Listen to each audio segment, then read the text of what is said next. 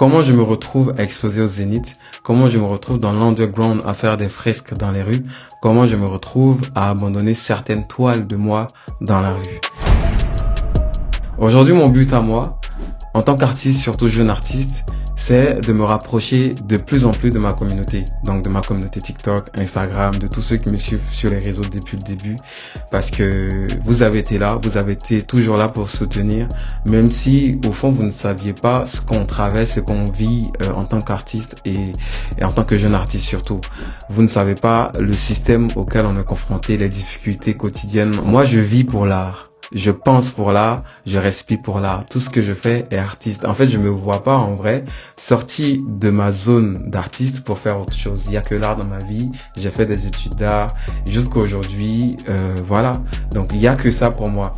Et donc, quand je me retrouve face à un système qui me demande souvent de payer pour candidater, pour que je sois accepté, de payer pour pouvoir exposer, pour moi, ça ne répond pas à mes valeurs, ça ne répond pas à mes principes, ça ne répond pas à ce que j'avais de moi depuis que j'étais petit, depuis que je rêvais être artiste. Ça ne répond pas à tous ces principes-là parce que j'estime que la place s'obtient par le travail, la place s'obtient par le talent, la place s'obtient par la rigueur dans le travail. Et donc moi, je ne serais pas plus méritant que certaines personnes qui ont une validation par le travail que d'avoir une validation par le fait de payer une place pour exposer dans telle institution, juste parce qu'on veut un gros CV. Et du coup, vous m'avez vu abandonner certaines toiles dans les rues. J'ai été contacté plusieurs fois par des galeries pour pouvoir exposer. Des galeries, en gros, oui, d'une certaine façon, parce que je sais pas si on doit vraiment les appeler des galeries ou des businessmen. Parce que moi, quand tu me contactes et que tu me dis t'aimes mon travail et qu'au final tu me dis en fait pour exposer chez toi je dois payer, je te considère plus comme une galerie parce que pour moi être galerie ou être galeriste, c'est un métier noble, c'est un métier où les gens accompagnent, les gens ont une certaine vision de là, les gens comprennent là et comprennent aussi l'artiste. On épouse la vision de l'artiste avant d'épouser son travail. C'est ça pour moi être une galeriste.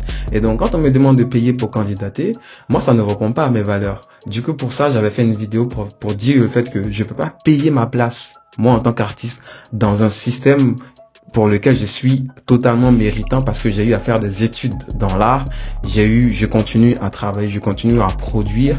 Et donc pourquoi est-ce que je paierais juste pour avoir ma place? Ma place, je l'obtiendrai par le travail. C'est ce genre de comportement que moi, en tant qu'artiste, je dénonce.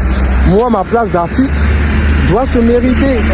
Moi, j'achète pas ma place. J'achète pas ma place. Ça doit se mériter par mon travail. J'achète pas ma place. C'est pas une foire.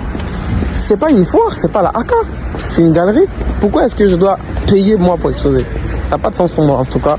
En tout cas, moi, tant que ça part dans ce sens-là, tant que ça part dans cette démarche de vouloir, ça marche pas avec moi. Je vais faire une réponse parce que pour moi, j'ai pas à payer, à acheter ma place parce que pour moi, j'ai toujours eu la culture du travail. Pour moi, l'artiste, c'est le travail. Pour moi, l'artiste, c'est des valeurs. Pour moi, l'artiste, c'est une vision qui est défendue.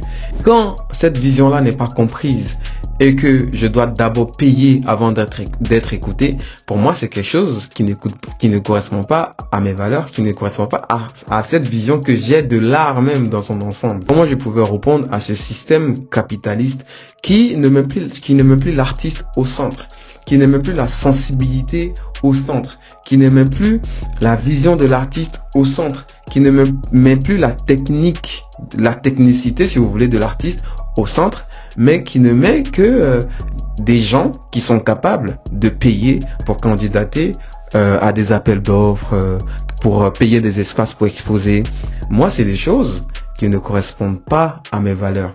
Et s'il faut continuer à galérer avant que je trouve ma place dans ce système, je vais continuer à galérer parce que je vais rester fidèle à mes valeurs, je vais rester fidèle à ce que je veux être comme artiste. J'ai déjà fait des études d'art, j'ai pas à payer pour moi, j'ai pas à payer pour candidater, j'ai pas à payer pour exposer. Voilà. Et c'est un principe sur lequel je resterai aligné, je suis aligné jusqu'en ce moment. Et vous m'avez vu abandonner mes toiles, et dû aussi par le fait que j'ai été confronté à une autre institution qui me disait qu'elle travaille avec des artistes africains. Mais ces artistes-là, elle ne leur donne pas de contrat et donc j'ai été le seul à demander un contrat.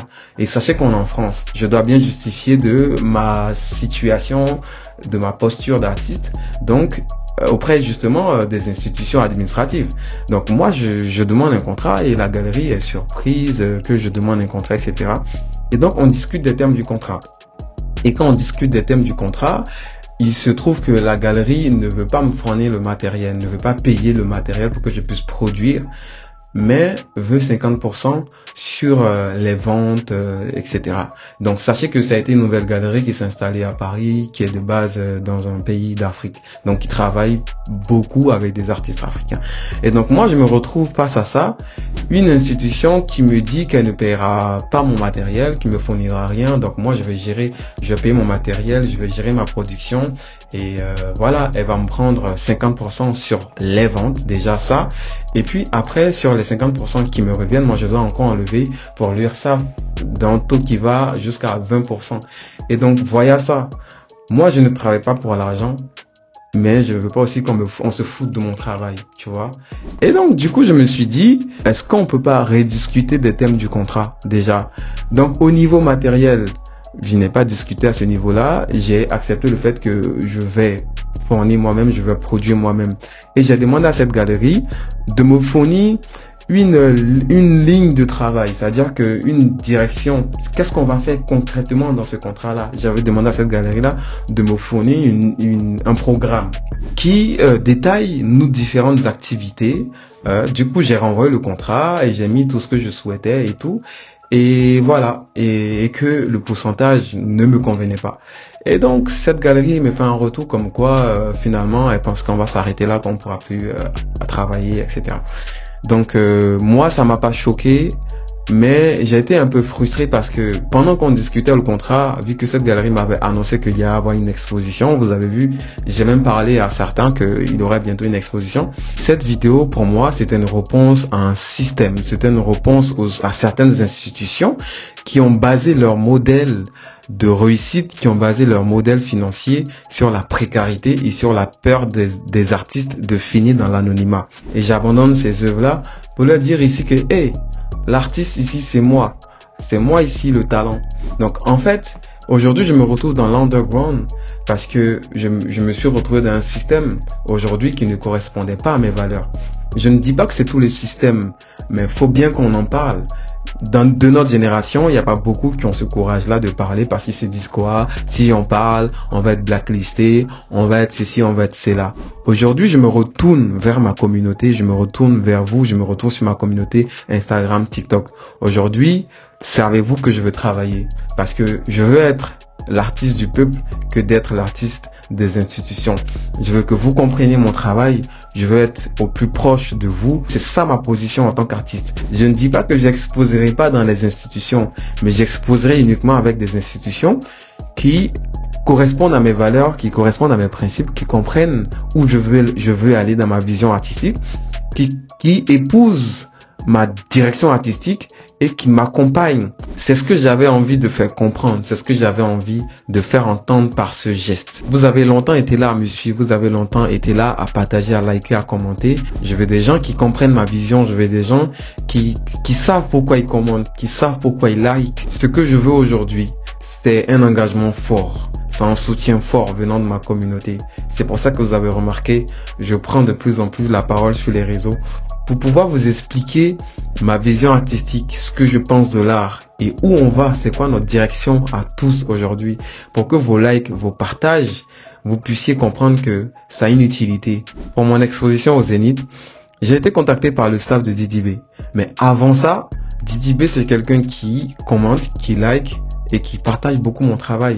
Et pour ça, je resterai reconnaissant pour toute ma carrière parce que il s'est pas rendu compte, mais le petit geste de viens exposer au Zénith, pour moi c'était aussi un cachet. C'était un cachet de confirmation de ma carrière et de mon évolution en tant qu'artiste. Et d'une certaine façon, ça répond à la vision que je me suis donnée en tant qu'artiste d'évoluer ou de nager dans le sens contraire du courant de l'eau. Et ça Ça m'a beaucoup touché, ça me fait beaucoup plaisir. Le staff de Didi B qui a voulu me mettre en avant en tant que jeune artiste et surtout en tant que jeune ivoirien qui défend les valeurs, qui défend la culture. On va pas acheter notre place, on va mériter notre place par le travail. Je continuerai à travailler, je continuerai à peine, je continuerai à produire.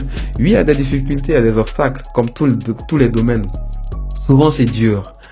Mais ça ne va pas nous décourager, ça ne fait que nous forger. Si vous êtes un artiste, peu importe votre domaine, vous êtes audacieux, vous avez la rage, vous voulez évoluer, n'hésitez pas, si vous avez vu cette vidéo, n'hésitez pas à me faire un retour, à me contacter pour qu'ensemble, on puisse construire un projet.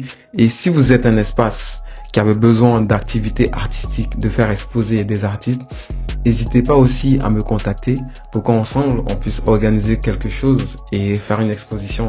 Parce qu'au final, le plaisir de l'artiste, c'est ça. Le plaisir de l'artiste, c'est d'avoir cette communion-là avec les gens.